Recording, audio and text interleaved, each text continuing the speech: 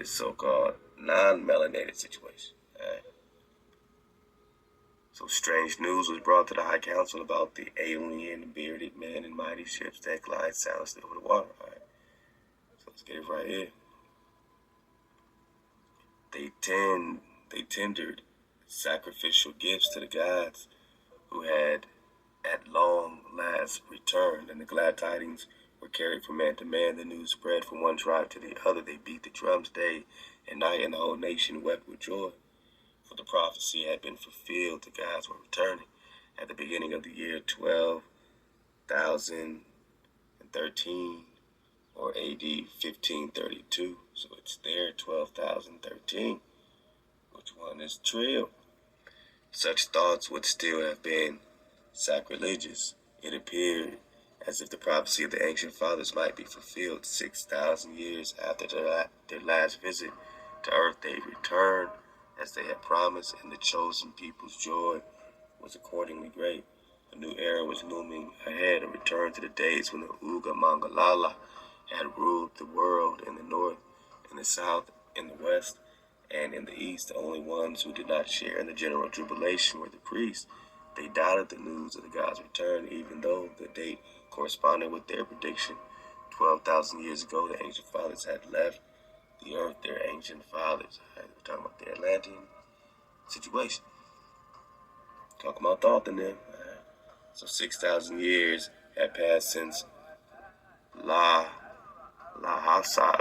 death, but the priests who know everything, who see the future, and to whom nothing remains hidden, observed ominous signs in the sky. Very soon the news about the return of our former masters was found to be a cruel error. The aliens did not come with good intentions to assume power with kindness and wisdom instead of happiness. So they're trying to say that when they're being rolled up on by these Spaniards, they're thinking it's their God's returning. And that's sort of this hijack that we keep hearing, these white gods from these white people who ran white Atlantis and all this kind of stuff, you know what I mean? And instead, you know what I'm saying, you have a situation where, you know, these aliens, you know what I'm saying, either way, they're looking at these people as aliens. And they're saying, oh shit, well maybe, you know, they could be something else, but, you know, instead they're coming with their real intentions. Instead of coming with wisdom, instead of happiness and inner peace, they brought tears, bloodshed, and violence, and a frenzy of hatred and greed. The strangers destroyed the empire of our sister nation, the Incas. They burned down cities and villages and murdered men, women, and children. The white barbarians, as we still call them today, rejected the bequest of the ancient fathers. They erected temples in the sign of the cross and sacrificed millions of men for its honor. And now this sign, this convert or die, this Christianity, is still the God of war and has declared war on our people to this day, to where they're just completely blind to the fact that they came here with this cross and they sacrificed millions of you, many of you Negro, many of the copper color, for its honor. For whose honor? The God of war that represented their cross, their sign. Not your sign, their sign. Not your peace, their peace. Not your salvation, your saving. It was for your destruction. They can't save you and save themselves, man.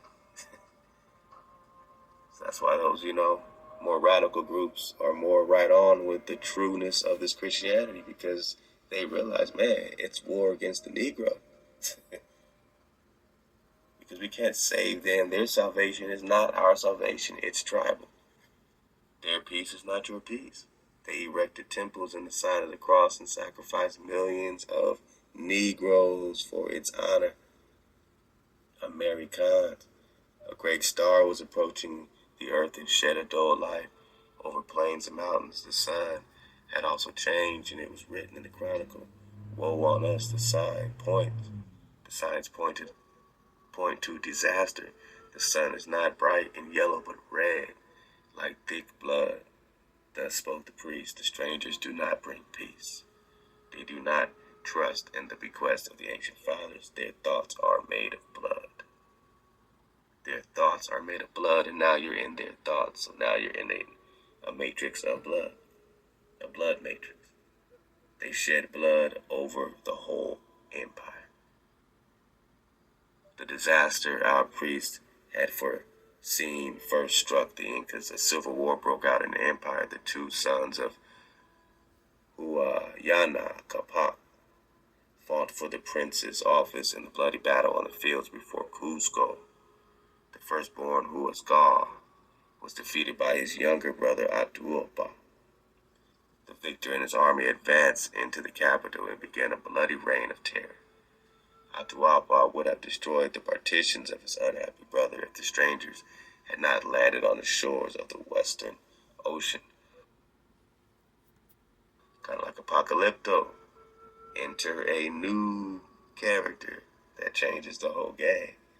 Instead of their civil war, instead of your civil war, it was an oh shit. There's a whole nother beast. This is a whole nother mark. A whole nother sign. Their arrival prevented his ultimate victory. Powerful ships reached the coast. They came silently over the water, and bearded men landed with powerful weapons and strange animals, as fast and strong as the hunting jaguar. And within one day, mighty opponents arose against Atahualpa. He gained cruel enemies who were false and full of cunning.